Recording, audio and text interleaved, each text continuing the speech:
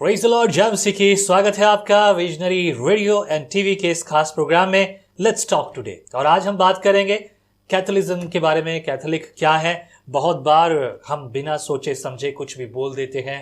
आइए सच्चाई जानेंगे।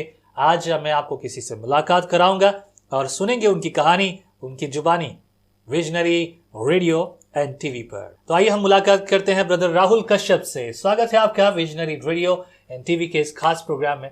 और बड़ी आशीष की बात है, आज हम एक ऐसे विषय पर बात करेंगे। मैं चाहता हूं कि आप अपनी गवाही से, अपने अनुभव से और जो आपके जीवन का एक्सपीरियंस है उनसे आज आप विजनरी श्रोताओं को बताएंगे कि किस प्रकार से कैथोलिक के बारे में पूरी कहानी है। क्योंकि अक्सर मैं कैथोलिक नहीं हूं और कैथोलिक जो नहीं है, अगर वो कुछ एक्सप्लेन करे तो कुछ और बातें होंगी। इतिहास के बारे में आप जानते हैं और आपका एक बैकग्राउंड है, तो सबसे पहले आप अपना परिचय दीजिए ताकि हम अच्छी रीति से समझ सकें और श्रोताओं को भी पता चले कि असल में वो जिस किसी के बारे में बात करते हैं वो क्या है। प्लीज। मेरा नाम राहुल है, राहुल कश्यप, और मैं बेसिकली बचपन से ही कैथलिक परिवार में ही मेरा जन्म हुआ और कैथलिक चर्च में ही हम पले बढ़े। इसलिए मैं इस टॉपिक में बात करने के लिए तैयार हूँ। ये आपका नाम राहुल कश्यप है जी। तो अगर हम देखते हैं राहुल कश्यप जो है वो हिंदू बैकग्राउंड है। इज दैट ये क्या मतलब? आपने कहा कि कैथोलिक में जन्म हुआ और आप जी, जो कश्यप है वो मेरा फादर के द्वारा सेकंड नेम है, फोर फादर्स के द्वारा जी। लेकिन मेरी मदर कैथलिक थी, तो इसलिए हम बचपन से ही कैथलिक चर्च जाते रहे और कैथलिक की सभी शिक्षाओं को फॉलो करते रहे, मानते रहे। तो ये लगभग एक पूरे आपके पिताजी और उन सब के साथ आपका समय रहा। पर अब जब आप कैथोलिक थे लेकिन अभी इस समय आप प्रोटेस्टेंट हैं, राइट? ये शब्द प्रोटेस्टेंट जो है आपको पता होना चाहिए। बहुत से लोग आसानी से कह देते हैं हम कैथोलिक नहीं, हम प्रोटेस्टेंट हैं। इस प्रोटेस्टेंट शब्द का अर्थ होता है विरोधी जी। अब कैथोलिक ने हम विश्वासी जनों को विरोधी कहा है, यानी आपको भी वो विरोधी कहते हैं। तो क्यों कहा है? कहानी इससे शुरू होती है। मैं चाहूंगा कि आप वो डिटेल में बताएं कि किस तरह से वो समय था कि आपने वो पुराना समय छोड़कर नए विश्वास में कदम रखा। जैसा मैंने बताया है कि मैं एक कैथलिक बैकग्राउंड से बिलोंग करता हूँ और प्रभु यीशु कैथलिक जो चर्च हम जाते रहे जहाँ पर, तो वहाँ पे भी हम शुरू से ही यीशु मसीह के नाम को लेते रहे। हमने यही जाना है कि यीशु मसीह और पिता, पुत्र और पवित्र आत्मा, ट्रिनिटी पे जो हम विश्वास करते हैं प्रोटेस्टेंट होने के बाद भी, और पहले भी हम कैथलिक में जब थे तो पिता, पुत्र, पवित्र आत्मा के रूप में हम जानते हैं। जैसे हम जानते हैं कैथलिक में क्रॉस बनाते हैं और इसका मतलब होता है पिता, पुत्र और पवित्र आत्मा, और पिता, पुत्र और पवित्र आत्मा। बहुत बार लोग, ये मुझे बरसों से नहीं आता, लोग मुझसे कभी कभी बोलते कि आप ऐसा कैसे, कब करते हैं, कब कैसे करते हैं। तो मुझे भी ये बात अच्छे से मालूम नहीं है, but it's great. Yes so ये क्रॉस जो बनाते हैं हम, इसका एक सिंबॉलिक अर्थ है कि हम ट्रिनिटी पे, जो कैथलिक्स हैं वो ट्रिनिटी पे विश्वास करते हैं।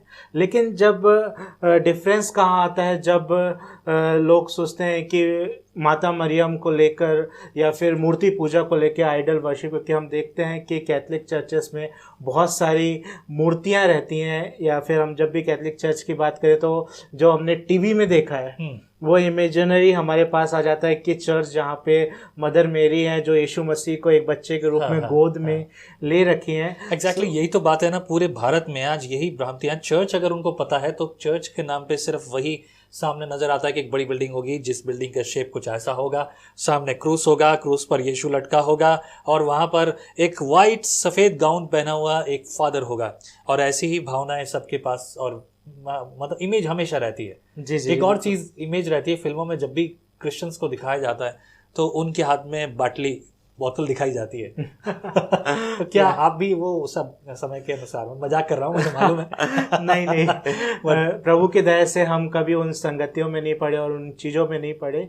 लेकिन ये जो मूवीज़ में दिखाया जाता है कि छोटे कपड़े पहनेंगी तो जो क्रिश्चियन जो लड़की है उसी को दिखाया गया, और फिर वो बड़ा सा क्रॉस लटका के रखेंगे और पीकर अगर झगड़ा करेगा तो उसका नाम रॉबर्ट होना चाहिए। रॉबर्ट लड़ाई करता है और रॉबर्ट हमेशा दारू के ठेके के पास मिलता है। तो इस तरह का जो मूवी में दिखाया गया है आज तक, उसी तरह की अवधारणा लोगों के मन में बस बनी हुई है। तो फिर असलियत में कैथोलिकिज्म क्या है? क्योंकि हम ये भी देखते हैं और बहुत सारे लोग इसी तरह से इल्जाम लगाते हैं कि कैथोलिकिज्म जो है वहाँ पर मूर्ति पूजा हो रही है। खासतौर से अब जब मसीही लोगों की बात करें तो यहाँ पर यही बात होती है कि कैथोलिक मूर्ति पूजा करते हैं, हम नहीं करते, कि हमारे अंदर डिफरेंस है। पर असलियत क्या है उसके पीछे मैं चाहता हूँ कि आप उस बारे में बात करें, क्योंकि जहाँ तक मुझे पता है कि आपने बताया था कि आप एक लंबे समय से कैथोलिक स्कूल में भी रहे, कैथोलिक सारी सेवाकाई भी की, और चर्च में आप एक विशेष पार्ट को करते थे जब रैलियाँ निकलती थी तो क्रूस उठाकर चलना और ये सब। तो प्लीज़। जैसा आपका सवाल है उसके अकॉर्डिंग, जब यीशु मसीह के खुद चेले जब भारत देश में आए, यीशु मसीह के बारे में बताने के आज से जब फर्स्ट सेंचुरी थी तभी आ चुके थे। कई लोग बोलते हैं थोमा आए थे भारत में। हाँ, थोमा आए थे। कई लोग बोलते हैं अंग्रेजों के समय आए थे, बट हम जानते हैं जो लोग इतिहास ही है जी प्रभु को जानते हैं और जो इतिहास थोड़ा बहुत जानते हैं उनको पता है कि थोमा जो यीशु मसीह के स्वयं चले आए थे। उसके बाद कुछ सीरियन क्रिश्चियन, सीरिया कंट्री से कुछ विश्वासी थे, उन लोग भारत में आए। सही बात है। और फिर उसके बाद उन लोग ने यहाँ पे रह के इस कल्चर को देखा और यहाँ पे उन लोग ने इस कल्चर के आधार पे ही वर्शिप चालू करी, आराधना करी। और मैं जितना जानता हूँ कि कभी भी कोई फादर या फिर कभी मूर्ति पूजा पे जोर नहीं देते, लेकिन मदर मेरी का भी अगर आप सवाल है तो मदर मेरी को भी लोग एक आदर के रूप में मानते हैं, एक रिस्पेक्ट के रूप में मानते हैं, लेकिन वो ट्रिनिटी में कहीं पे भी फिट नहीं बैठती। और कई लोग सोचते हैं कि क्योंकि सब लोग अपने हिसाब से कई लोग चीज़ों को बनाते हैं, बताते हैं, पर कभी भी कोई कैथोलिक डॉक्ट्रिन को जाके समझने की कोशिश नहीं करता। ये हम सब में स्वभाव है और मैं आप सबको भी प्रेरित करूंगा। और विजनरी टीवी चैनल, खासतौर से रेडियो एंड टीवी, मैं खासतौर से पूरे समय इस बात पर फोकस करता हूं कि हम जब भी बोलें या सुने, जब तक हमें अच्छी बात पूरी तरह से पता ना हो तब तक ना बात करें। और यही कारण है कि मैं आज आपसे ये सवाल पूछ रहा हूँ। मैं आपसे आपकी गवाही भी पूछ सकता था, आप प्रभु सहायता करे वो दिन भी आएगा जब मैं आपकी गवाही पूछूंगा, लेकिन आज मैं जानना चाहता हूं उस विषय पर, क्योंकि वचन कहता है, पवित्र शास्त्र बाइबल कहती है कि मैं किसी भी रीति से किसी के विरुद्ध ना बोलूं, किसी पर दोष ना लगाऊं। दोष लगाऊंगा तो दोष मुझ पर भी लगाया जाएगा। हमने कह दिया कैथोलिक गलत है, और कैथोलिक इसलिए हमें कहते हैं प्रोटेस्टेंट, यानी कि विरोधी। अब हम विरोधी हैं, हम भी कह देते बड़े हिसाब से, हाँ साहब हम तो विरोधी हैं, बहुत आसानी से कहते हैं हम तो प्रोटेस्टेंट हैं, वो कैथोलिक हैं, मतलब उसका यह है कि विरोधी। अब विरोध की जब बात आई तो क्यों आई, कि जैसे भी आप बता रहे हैं कि वहां पर यह आया, तो उन लोगों ने समय के अनुसार भारतीय शैली को अपनाते हुए ये सब किया, आपके कहने के अनुसार जी। तो अगर अब ये चीजें हैं जब भारतीय शैली पर, आज परिस्थितियां बदल गई हैं। जी बिल्कुल, आज परिस्थिति बदल चुकी है और आज हमको वो प्रैक्टिस करने की ज़रूरत नहीं है। लेकिन हम देखते हैं कि अगर भारत देश में गॉस्पल का सुसमाचार का काम हुआ है तो बहुत ज़्यादा कैथलिक्स के द्वारा ही फैला है। आज गांव के गांव जो विश्वास करते हैं वो कैथलिक्स के परिश्रम के द्वारा विश्वास करते हैं। और ये परमेश्वर का अनुग्रह है कि परमेश्वर ने जो भारत में भी मसीहत की जो पहचान है, तो जब मसीहत की पहचान होती है तो वो कैथलिक को ही आगे करके बुलाया जाता है और रिप्रेजेंट किया जाता है। और जैसा हमने पहले बात किया था कि टीवी में जो दिखता है चर्च का स्वरूप है, और हम जानते हैं चर्च का स्वरूप जो होता है जहाँ पे 4 लोग मिलके परमेश्वर की आराधना करते हैं, वही एक चर्च है और हम एक चर्च। हाँ, लेकिन जब हम किसी को धर्म को रिप्रेजेंट करने की कोशिश करते हैं तो हमारे माइंड में जो इमेज आती है वो कैथलिक की वो इस तरह से आती है कि वो चर्च है और वहाँ पे मूर्तियाँ हैं और इस तरह की चीज़ें आती हैं। अब जब ये मूर्ति पूजा की सबसे बड़ी बात है जिस पर ज़्यादातर लोग चर्चा करते हैं और हम उन सब चीज़ों का विरोध करते हैं, अब एक समय की बात है, जैसे कि इतिहास की बात करूँ, मैं चाहूँगा कि ये आप बताएं। मेरी जानकारी अलग है पर आप वहाँ थे, जैसा कि शुरुआत मैं यहाँ से करना चाहूँगा कि आपकी मसीह जीवन में जब आपके परिवार से, आपके मदर से सब लोग आगे बढ़े, तब यहाँ पर आपका चर्च में क्या रोल था और आपकी फैमिली का रोल क्या था चर्च में, कैथोलिक चर्च में? हम लोग बिल्कुल ही पुरजोर रूप से कैथलिक चर्च के एक समर्थन रहे हैं बचपन में, और हम लोग रेगुलर चर्च अटेंड करते रहे। और साथ में मैं जो था, मैं ऑल्टर बॉय के रूप में चर्च में जो आप देखे होंगे प्रीस्ट के साथ कुछ लोग साथ में चलते हैं जो उनकी सेवा करते हैं, या फिर ऑल्टर जो रहता है उसमें कुछ चीज़ें लाना है, ले जाना है। ऑल्टर क्या है प्लीज? ऑल्टर एक वेदी जिसको हिंदी में बोलते हैं, वेदी। हाँ। और जहाँ पे जो फादर हैं वो खड़े होकर प्रभु के वचन को बताते हैं, जिसमें कैथलिक उसमें इसको बहुत पवित्र माना जाता है। ठीक। वेदी के सामने कभी भी कोई चप्पल पहन के या जूते पहन के नहीं आ सकता, और हमेशा जब भी वेदी को हम क्रॉस करते रहे तो हमेशा वेदी के सामने हाथ जोड़कर आगे जाते रहे, वापस जब निकलते रहे तो वेदी के सामने हाथ जोड़ के वापस। तो ये भारतीय शैली के अनुसार है, क्योंकि भारत में ऐसा होता है, अगर हम विदेशों की बात करें तो वहाँ चप्पल जूते सब चलते हैं, लेकिन भारत में कैथोलिक चर्च में ऐसा होता है चप्पल जूते नहीं चलेंगे। जी जी जी बिल्कुल। और अच्छा, इंटरेस्टिंग बात है जी। इस तरह से तो फिर मैं ऑल्टर बॉय के रूप में चर्च में कई बार सेवा दिया हूँ। इवन मैं कहूँ कि ऑलमोस्ट संडेज में हम चर्च में ऑल्टर बॉय के रूप में मैं वहाँ पे खड़ा होता रहा और प्रीस्ट की हेल्प करता रहा। और इस तरह से, और कैथलिक्स के जितने भी 7 संस्कार होते हैं, 7 रिचुअल्स हैं, 7 संस्कार होते हैं उसमें। तो उसमें से ऑलमोस्ट 3 संस्कार जो था मैंने लिया था, क्योंकि जो बैप्टिज्म होता है बचपन में ही आपका चाइल्ड बैप्टिज्म हो जाता है। चाइल्ड बैप्टिज्म, हाँ, जिसको पता नहीं रहता बच्चे को, तब भी उसका बैप्टिज्म उसके साथ जो 2 गवाह पेरेंट्स रहते हैं, हाँ। उनके आधार पे दिया जाता है कि उनकी जिम्मेदारी रहेगी इस बच्चे को विश्वास में आगे बढ़ाना। तो आप कितने आपकी उम्र क्या रही होगी जब बैप्टिज्म हुआ होगा? वही तो मुझे भी याद नहीं है। क्योंकि ये बहुत ही बचपन वाली बात है। हम लोग 1 साल का हुआ होऊंगा मैं। तो लाइक कैसे अभी बच्चे जब कभी कोई नया होता है तो बच्चे सेलिब्रेट करते हैं, तो आप कैसे सेलिब्रेट कर रहे होंगे? Like it's a joke, like मेरे मन में आ रहा है, ये I got baptism, right, something like that. या so it was very hard because मेरे को उस समय कुछ पता भी नहीं था।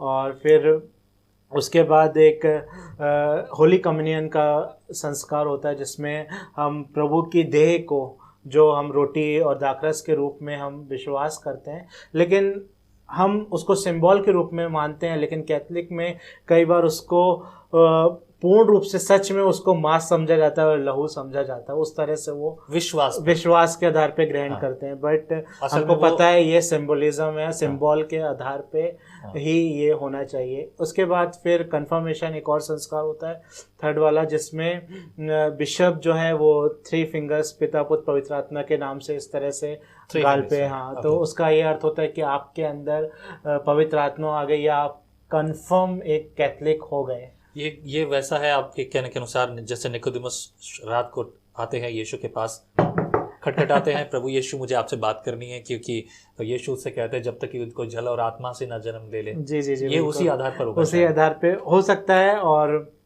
लेकिन जो ये एक रिचुअल्स थे, और उसके बाद ही हमने फिर मैंने यीशु मसीह को जाना और यीशु मसीह को ग्रहण किया। और फिर जो रिचुअल्स थे, जो उनके नियम कानून थे, और वो सबको छोड़ के, इवन जब मैंने बाइबल पढ़ना चालू करा तो मैंने यीशु मसीह को उद्धारकर्ता के रूप में ग्रहण किया। और फिर आइडल वर्शिप को, जो कि हमको करना नहीं चाहिए, ना तो वो बोलते हैं, लेकिन कई बार जब हम उस संगति में बने रहते हैं तो वो एक रहता ना कि आपका इन्फ्लुएंस, तो हम इन्फ्लुएंस हो जाते रहे। तो मैं भी कई बार जो बचपन में था, तो कई बार मदर मेरी के सामने हाथ जोड़ना या स्टैचू के सामने ये करना, जो कि किसी ने सिखाया नहीं, बट दूसरों को देखकर उस चीज़ को समझ के अपनी बुद्धि से हम करने लगे। तो उस चीज़ को हमको उधर से छोड़ा हमने उस चीज़ को। और फिर लेकिन एक चीज़ थी, कभी भी कैथलिक से अलग होके भी हमने कभी भी कैथलिक को दोष नहीं लगाया, कभी भी उनको नीचे नहीं गिराया, कभी भी अपने से कम नहीं समझा। क्यों? क्योंकि ये पूरा काम परमेश्वर का है, पवित्र आत्मा का है। इंस्टेंट ऑफ दैट कि हमेशा मैंने प्रार्थना किया उनके लिए, प्रभु जैसा आपने मुझे उद्धार दिया है और आप उनको भी दीजिए। हम देखते हैं कई लोग, विश्वासी लोग विश्वास में आते हैं, कई लोग नए विश्वास में आते हैं, और आते साथ इसको गलत साबित करना, उसको गलत साबित करना, ये गलत कर रहे हैं। But that is not our work, right, this is not our work, because परमेश्वर ने हमें इस बात की इजाज़त नहीं दी है कि हम किसी पर भी दोष लगाएं। जी, तो परमेश्वर का अनुग्रह मुझ पे हुआ, और मैं इस चीज़ को परमेश्वर की दया से ग्रहण किया कि मैंने उद्धार को पाया है। और मेरा जो उद्धार पाने के बाद मेरा जो कर्तव्य है, मुझे किसी को दोष नहीं लगाना है जाके, बल्कि मुझे क्या करना है, मुझे प्रार्थना करना है उनके लिए, उनके साथ खड़े होना है। ये मेरी सबसे पहली रिस्पॉन्सिबिलिटी होना चाहिए। अभी अगर हम देखें तो विरोध की बातें बहुत सारी हैं, ठीक है, अलगाव हैं, जब दो लोग अलग अलग जगह होते हैं तो हमेशा बातें होती हैं। मुझे एक कहावत हमेशा याद आती है, यहाँ पर ये मारवाड़ी में है लेकिन मैं इसे हमेशा मराठी में बोलता हूँ, भांडे भांडे उलट टकरावते। मुझे पता नहीं प्रोनाउंसिएशन कैसा है इसका, लेकिन हाँ, जब दो बर्तन एक जगह होते हैं तो आवाज़ तो आएगी। जी। और हमेशा हमारे मतभेद होते हैं, परिवार में भी होते हैं, लेकिन एक सवाल ये बनता है कि जब हमारे बीच में अलगाव है, अब बैप्टिज्म की बात की आपने, 7 रिचुअल्स की बात की थी, 7 संस्कारों की, उनमें से 3 आपने बताया, अभी और 4 बाकी हैं। तो ये जो रिचुअल्स हैं और ये सब कुछ हैं, हर जगह पर अपने अपने तौर पर है। जब बैप्टिज्म की बात आती है तो बाइबल में जो शब्द बैप्टिज्म आया है, उस बैप्टिज्म शब्द का जो अर्थ है वो है पानी के अंदर। That is actual word is baptizo. Baptizo से जो हिंदी में और इंग्लिश में अगर बैप्टिज्म, हिंदी में बपतिस्मा, इस शब्द का अर्थ है इमर्सन, मतलब अंदर जाना, अंदर जल में जाना। और वहीं पर जैसा कि मत्ती की पुस्तक कहती है 28वें अध्याय के 18, 19, 20 वचन के अनुसार, पिता, पुत्र, पवित्र आत्मा के नाम से बपतिस्मा लो। यहाँ पर 2 बातें आती हैं। एक बात ये भी है, हाल फिलहाल के दिनों में से बहुत सारे कल्ट हमारे देश में घूम रहे हैं। कल्ट से मेरा मतलब है गलत शिक्षाएं। ये गलत शिक्षाएं त्रिएकता को स्वीकार नहीं करते जी, पर यहाँ कैथोलिक स्वीकार करते हैं, और आप और हम भी स्वीकार करते हैं, राइट। जब हम स्वीकार कर रहे हैं तो यहाँ तो काफी भिन्नताएं भी हैं, लेकिन कुछ बातों को लेकर अब बहुत आसानी से लोग कह देते हैं कि भाई कैथोलिक स्वर्ग नहीं जाएंगे। मैं ये कहता हूं, हालांकि इसका जवाब मैं कई बार दे चुका हूं, न्याय परमेश्वर करेगा। कौन स्वर्ग जाएगा उसको निर्णय करना है, क्योंकि स्वर्ग उसका है, बिल्कुल, राइट। वो आपको भी दे रहा है, मुझे भी दे रहा है, और हर एक विश्वास करने वाले को दे रहा है। ये उसकी मर्जी है। आपके लिए वो टर्निंग पॉइंट क्या था? और बैप्टिज्म के बारे में जब अगर दूसरा भी सवाल ये बनता है कि बैप्टिज्म, वहाँ रेंटिज्म या ऑक्टिज्म दिया गया है जी। कुछ जगहों पर कैथोलिक्स में हम देखते हैं ऑक्टिज्म, यानी कि उडेलने के द्वारा बैप्टिज्म दिया गया। कुछ जगह हमने देखा कि रेंटिज्म। आपका रेंटिज्म बैप्टिज्म हुआ है? जी, मेरा स्प्रिंकल रेंटिज्म, दोनों एक ही चीज है। तो ये इसके बाद आज के समय में ये परिस्थितियां अलग हैं, तो क्यों इससे सुधारा नहीं जाता? क्या ये सही है या गलत है आपके नजरिए से? मेरी नज़र से तो बाइबल, जैसा आपने बैप्टिज्म का सही अर्थ बताया है कि इसका बैप्टिजो है और इसका जो मतलब है वो टू इमर्स इनटू, टू उसमें पानी में जाना, तो यही सही है, क्योंकि मैंने जब विश्वास में जाना, लेकिन सबके अलग अलग उस परिस्थिति के हिसाब से या उधर के सिचुएशन के अनुसार जैसा भी लोगों ने किया उसको हमको आगे नहीं बढ़ाना। नीति वचन में भी एक वचन कहता है कि तू अपनी पुरखाओं की सीमाओं को आगे नहीं बढ़ाना। तो जो चल रहा है, अगर आपको पता चले जो गलत है, तो आपको क्या करना है, उसे उधर स्टॉप करना है, छोड़ना है, और जो सही है उसे अपना के आगे बढ़ना है। तो मैं जो पर्सनली जो बैप्टिज्म का जो सही वे है, जो पानी के अंदर जाना और यंग का बैप्टिज्म लेना, इस चीज में मैं विश्वास करता हूँ, and I have practice that. Great. So आपका दूसरी बार बैप्टिज्म हुआ कहा जाए तो, बाकी वैसे देखा जाए तो सिंगल टाइम बैप्टिज्म है, बिकॉज यहाँ पर एक बात ये आती है कि वचन ये कहता है कि एक ही बपतिस्मा है। तो बपतिस्मा एक ही है, लेकिन जो पहले हुआ था वो एक्चुअल बैप्टिज्म था ही नहीं, वो रेंटिज्म था। तो अब सवाल ये, आपने कहा कि वो गलत है। अब मैं इसके इतिहास के बारे में ज़रूर बताऊंगा। ये बहुत साल पहले जब मैं मसीह में आया तभी मैंने सुना था और सीखा था कि एक समय था जब विश्वास में आने वाले लोग प्रभु में आते थे, जैसे कि पतरस ने खड़े होकर प्रचार किया प्रेरितों की पुस्तक उसके 2 अध्याय के अनुसार, तो एक ही बार में 3000 लोग विश्वास में आए। ठीक है, 3000 लोगों को बैप्टिज्म दे भी दिया, लेकिन ऐसे दिन आए जब सताव बहुत बढ़ गया, लोगों को छुपते फिरना पड़ा विश्वास के कारण। तो कुछ लोग गुफाओं में जाकर बैप्टिज्म लेते, और वहां पर पानी की व्यवस्था नहीं थी, आज की तरह टंकियां नहीं हुआ करती थी, आओ और डूब के जाओ। तब वहां पर लोगों ने जो बैप्टिज्म की जो शुरुआत है वो रेंटिज्म में बदल दी। बोले हम विश्वास करते हैं कि ये प्रभु इस पर मुक्ति करे, क्योंकि प्रभु मुक्ति किसी को भी दे सकता है। उसने क्रूस पर उस चोर को भी मुक्ति दे दी जो बगल में उसके खड़ा था, मतलब क्रूस पर था, उसे भी मुक्ति दे दी। ये प्रभु के हाथ में है। यहाँ पर विश्वास के कारण उन्होंने बैप्टिज्म लिया, वो एक इतिहास था। लेकिन अब ऐसी परिस्थितियां नहीं है, आज हमें कोई रोक नहीं सकता। मेरी मर्जी है, मेरा विश्वास है, मैं चाहे जो कुछ करूं। पर आज इस चीज को बदलना चाहिए था, या ये अभी भी उनके हिसाब से सही है? आई थिंक कि ये बदलना चाहिए था समय के हिसाब से, क्योंकि आज हमारे पास फ्रीडम है, उतना प्रोसिक्यूशन नहीं है, और आप उस परिस्थिति में नहीं है कि आपको गुफा में रह के या फिर आपको विश्वास करना पड़े। तो जो आपका साथ है, अभी आपके पास फ्रीडम है, आप उस चीज़ को प्रैक्टिस कर सकते हैं। और हम तो भारत जैसे स्वतंत्र देश में रहते हैं, ये हमारे लिए सौभाग्य की बात है कि हाँ, हमको ये जो भारत में जो हमारा संविधान है वो बहुत सारे हमको अधिकार देता है, जिसके द्वारा हम अपने विश्वास को, जो हम सोचते हैं उसको विश्वास कर सकते हैं, उसकी प्रैक्टिस कर सकते हैं, प्लस उसको प्रीच भी कर सकते हैं दूसरों को, जो अनुच्छेद 25 कहता है भारत का। हाँ। तो हम परमेश्वर के अनुग्रह से हम इस स्थान में हैं, और हमको जो सही शिक्षा है उसको फॉलो करने की आवश्यकता है, जो बाइबल कहती है। Life is full of puzzles. हम आपकी सहायता करेंगे जीवन के उद्देश्य को खोजने में। Join us on visionary TV. एक बहुत खूबसूरत बात है। तो अब जब हम बात करते हैं, आपने सेवरल रिचुअल्स की बात की, तो 3 आपने बताया, इसमें आगे के रिचुअल्स कौन से हैं? अच्छा, एक विवाह संस्कार होता है, विवाह, और एक मेल मिलाप संस्कार होता है। ओके। तो इस तरह से जब मेल विवाह होना, फिर उसके बाद मेल मिलाप संस्कार, जो कि एक पुरोहिताई संस्कार होता है ना। बताइए थोड़ा सा तफसील से। तो जो पुरोहित लोग, जो अपने जीवन में डिसीजन लेते हैं कि मैं पुरोहित बनूंगा, तो वो जो शिक्षा है उसको करने वाले अलग होते हैं। प्लस जो सोचते हैं कि नहीं, मुझे पुरोहित नहीं, मैं विवाह करके प्रभु की सेवा करूंगा और विवाह के रूप में ही परमेश्वर की सेवा करूंगा, तो वो एक विवाह संस्कार हो। उसके बाद मेल मिलाप, जो कि मृत्युशैया के अंत में या फिर कोई बहुत ज़्यादा बीमार है तो उसके लिए वो तेल लगा के उसके लिए प्रार्थना की जाती है। तो ये अलग अलग रिचुअल्स हैं, अलग अलग नियम है। ओके। तो आपने बताया विवाह, तो जो सबका जैसे भी होता है, और वो सारी कहानी तो लोगों ने देखी होगी, और आपकी शादी हो गई है। जी। अच्छी बात है। तो खुश हैं आप? जी जी बिल्कुल। Just joking, right. शादी जब नई होती सब खुशी होते हैं, मैं भी बहुत खुश हूँ। मजाक कर रहा हूँ।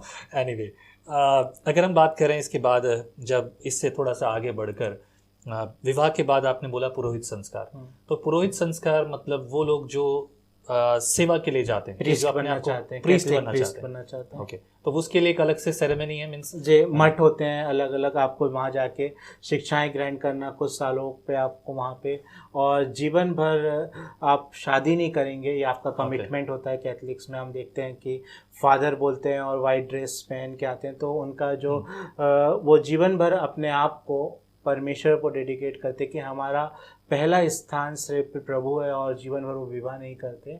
इस तरह से वो परमेश्वर की सेवा करते हैं। 100% separation from the world, yes, towards the Lord, yes, right, okay, great. And then last में आपने कहा कि मेल मिलाप का संस्कार। ये मेल मिलाप का संस्कार क्या है? जैसा आपने बोला कि अचानक किसी की मृत्यु हो गई है, तो क्या मृत्यु के बाद भी ये होता है या फिर पहले? नहीं, मृत्यु के बाद, मृत्यु के पहले ही होता है। जब हम पता है कि मृत्यु शैया में जा रहा है, कोई बीमार है, सीरियस है, तो इसलिए उसको जस्ट प्रार्थना किया जाता है उसके लिए। और अगर यदि किसी की मृत्यु हो गई है किसी कारणवश, तो उसके बाद नहीं होता? नहीं होता।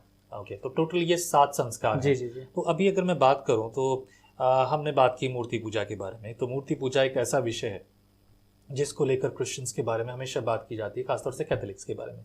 आपके अनुसार वो मूर्ति पूजा नहीं थी, पर अब तब्दील हो गई है। जी जी जी। पवित्र शास्त्र जब हम पढ़ते हैं तो हमारे पास बहुत सारे लोग, हम मतलब आप भी पढ़ते हैं क्योंकि अब आप मसीह में हैं, आप सच में विश्वास में हैं, अब नए जन्म पाए हुए हैं।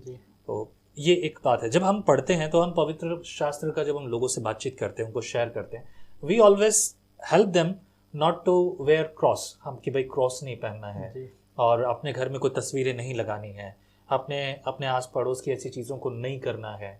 तो ये सारी चीज़ों पर जब हम बात करते हैं लोगों के साथ, व्हाट यू थिंक, यही जो चीज़ है, इसी बात को लेकर हमेशा अलगाव रहता है कि ये चीज़ें नहीं होनी चाहिए कैथोलिज्म में। जी सच बात है। हमको किसी भी चिन्ह को लटकाने की आवश्यकता नहीं है, या फिर हमको किसी प्रकार से दिखाने की आवश्यकता नहीं है, या फिर जब हम बोलते हैं कि तस्वीर अल्टीमेट हमको वो मूर्ति पूजा की ओर डाइवर्ट करती है, जो कि बाइबल शुरू से ही मना करती है।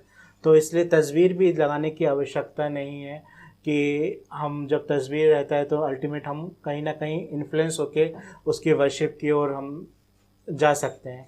इसलिए it's better not to follow all the rituals which against the Bible. परमेश्वर के वचन के खिलाफ है, अच्छा है कि वो ना हो।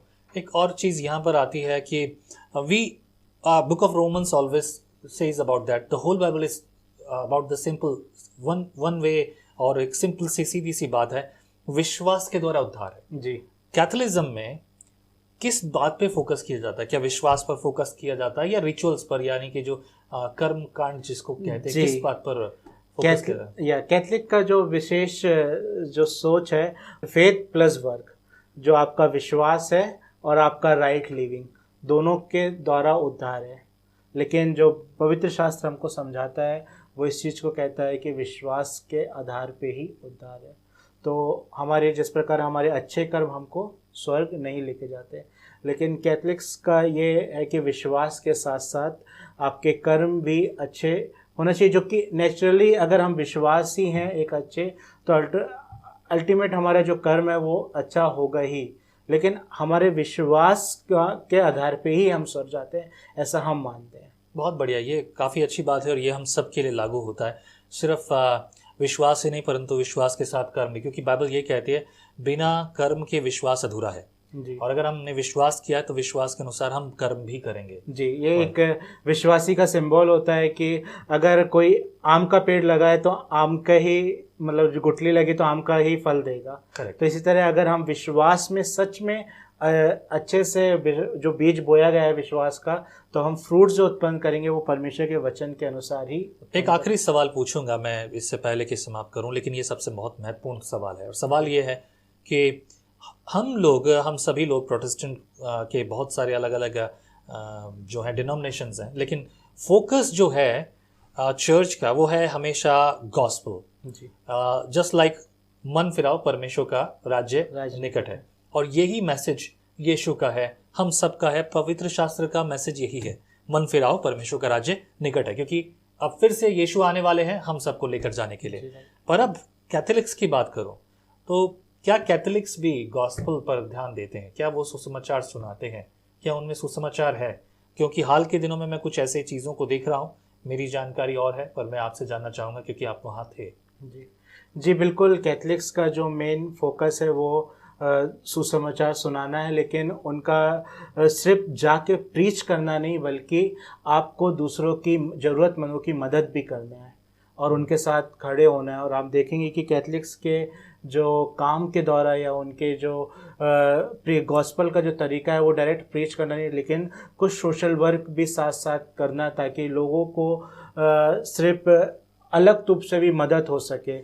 और भारत में जब काफ़ी कैथलिक्स ने जो चर्च में काम किया, कैथलिक चर्च ने जो इंडिया में काम किया, और हम देखते हैं कि गांव के गांव जो विश्वास में लोग आए हैं उनकी नींव जो है वो कैथलिक चर्च ने ही रखी है काफ़ी जगह पे। मैं वैसे इस बात को सहमत हूँ और कहूँगा भी मैं कि किसी ने तो शुरुआत की, और जिसने शुरुआत की, कहते हैं ना, बोने वाला कोई और काटने वाला कोई और। सो अगर हम सुसमाचार की सेवकाई को देखें तो शुरुआत यहाँ थी, ज़रूर थी, लेकिन आज सुसमाचार के दृश्य से देखा जाए तो प्रोटेस्टेंट कलीसिया सुसमाचार की सेवकाई को बहुत आयत से करती है जी। अगर कंपेयर करें, क्योंकि अब आप भी एक सुसमाचार के सेवक हैं जी, कंपेयर करें तो what you think about in according to your idea, हमारा मतलब है कौन वाकई में सुसमाचार की सेवा में ज़्यादा गहराई से काम करता है? सो अगर मेरा जो पर्सनल मानना है कि दोनों ही का जो तरीका है वो अपने अपना तरीका है, दोनों का ही एक ही उद्देश्य है। हम ये नहीं कह सकते कि ये इसका उद्देश्य अलग है और इसका उद्देश्य अलग है, बल्कि दोनों का एक ही उद्देश्य है कि प्रचार करना है, प्रभु के बारे में बताना, लेकिन तरीका अलग हो सकता है। हम जब प्रोटेस्टेंट की बात करें तो हम ज़्यादा एग्रेसिवली होके बोल के बताते हैं, लेकिन कर्मों में कई बार हम पीछे रह जाते हैं। ठीक बात है। लेकिन कैथलिक्स का ज़्यादा एग्रेसिव वो नहीं होते हैं, लेकिन कर्मों में वो हमसे यानी कि प्रोटेस्टेंट से ज़्यादा होते हैं। सो कोई भी यहाँ पे ऐसा नहीं कह, यानी मेरा पर्सनल मानना है कि ऐसा नहीं है कि कैथलिक्स कम है या प्रोटेस्टेंट कम है, दोनों का उद्देश्य एक है, लेकिन काम करने का तरीका अलग है और दोनों ही इम्पोर्टेंट है। अगर पूछा जाए तो ये वो क्या बात थी, जब अगर आप इन सब बातों से सहमत है तो वो क्या बात थी कि आपने कैथोलिज्म छोड़कर न्यू फेथ में विश्वास किया और वो सब छोड़कर आप आगे आए? कारण क्या था? जी, बहुत सारे जो रिचुअल्स मैंने आपको बताया जो कि बाइबल के आधार पे नहीं है, हो सकता है वो कुछ घटनाओं के आधार पे है, या फिर जो नाइसी क्रीड जो बनाई नाइसी गई क्रीड, right. उसके अकॉर्डिंग इनको तैयार किया गया है और परिस्थिति के हिसाब से तैयार किया गया है। लेकिन आज के समय में उसकी ज़रूरत नहीं है, और जब हम विश्वास करते तो हमारे पास पवित्र वचन है जो कि पूर्ण रेवलेशन के रूप में काम करता है, तो हम इस वचन को पढ़ के इसके अनुसार हम चलें।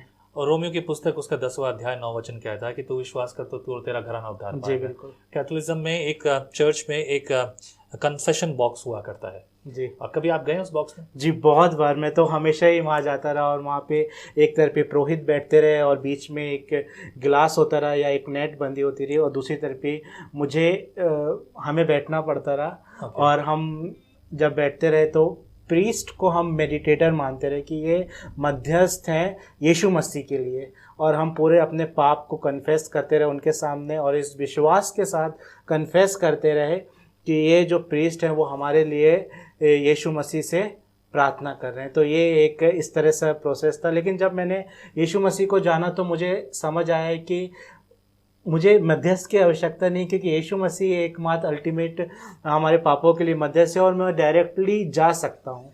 अभी आपने कहा कि बहुत बार कुछ लोग कम जाते हैं, तो मतलब क्या है इसमें फीलिंग डिफरेंस क्या है?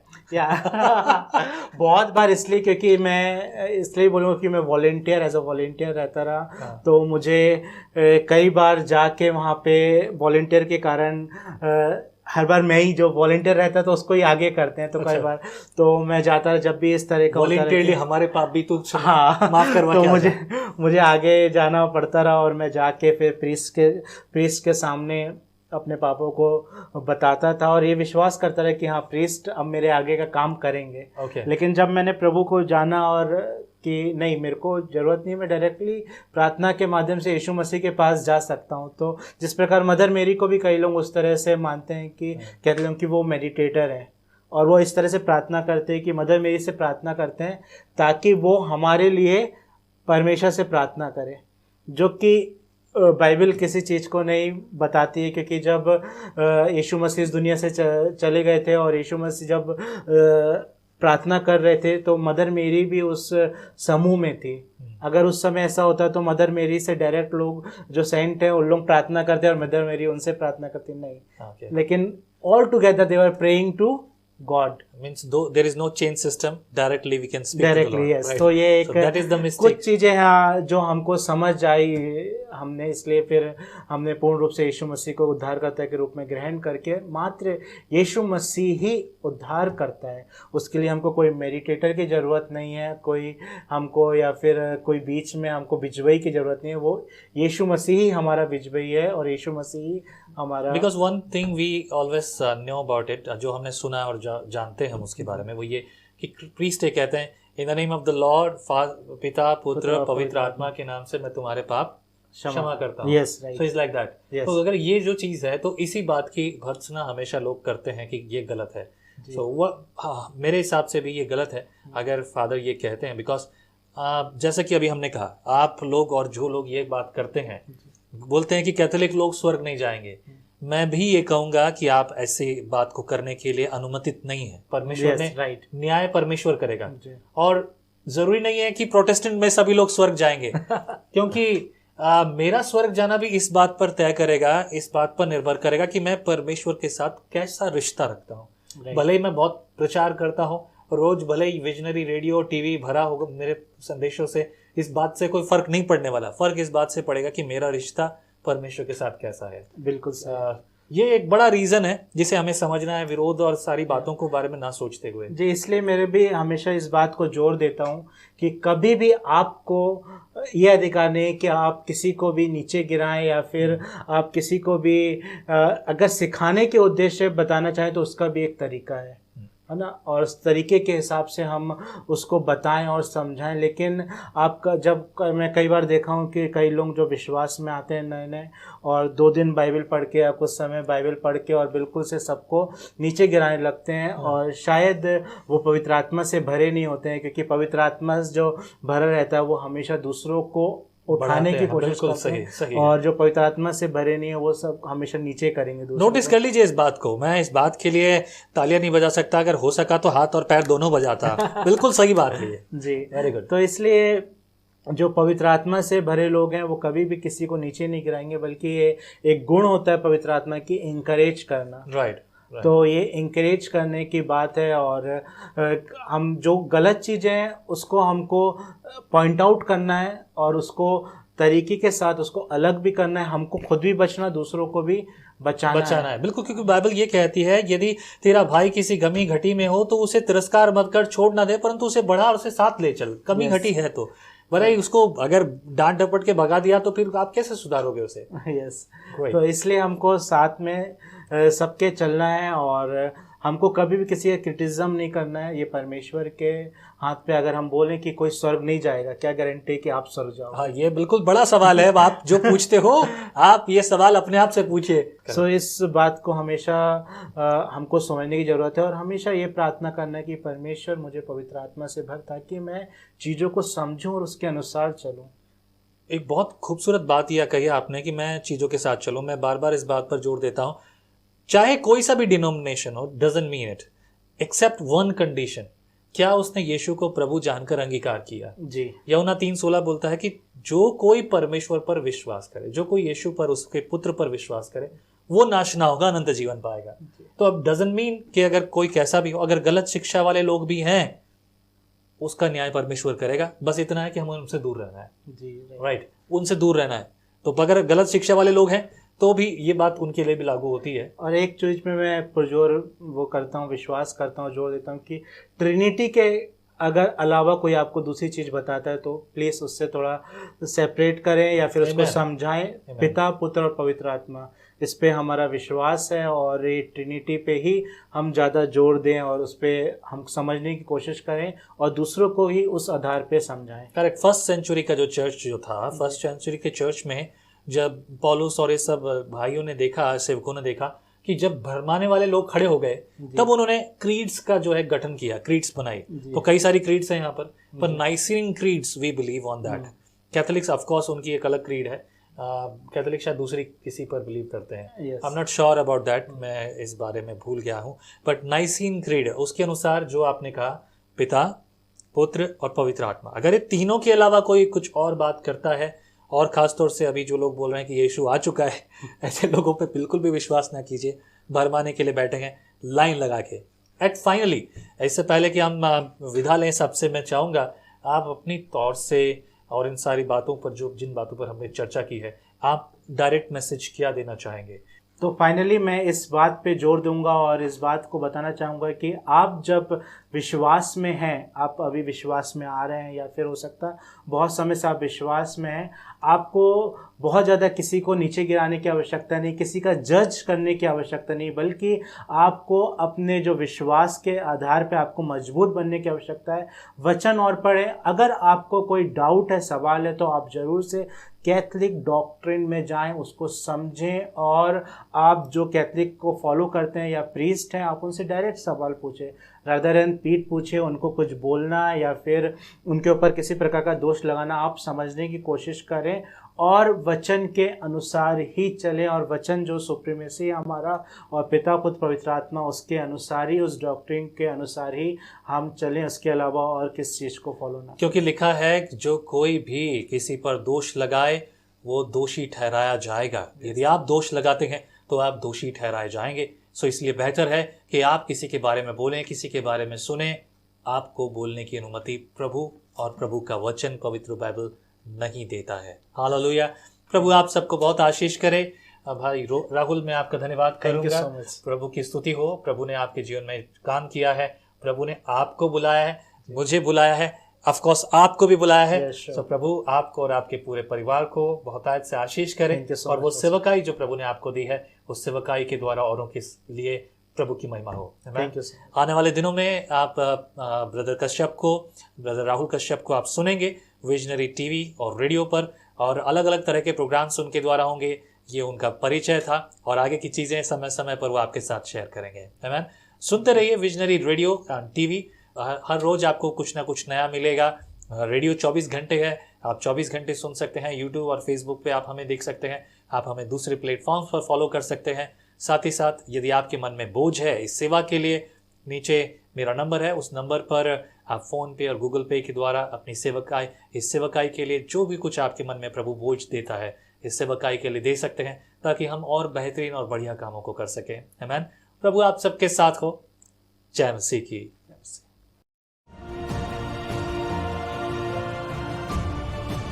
God's word is not mystery. आप सत्य को जानोगे और सत्य स्वतंत्र करेगा। बाइबल के गहरे इतिहास और रहस्यों को जानने के लिए आइए विजनरी टीवी पर।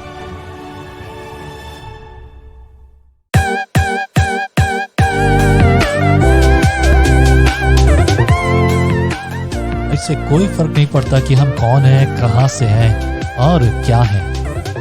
आइए विजनरी रेडियो और टीवी पर संगति करेंगे मिलकर एक साथ। Let us join together visionary radio और टीवी चैनल पर।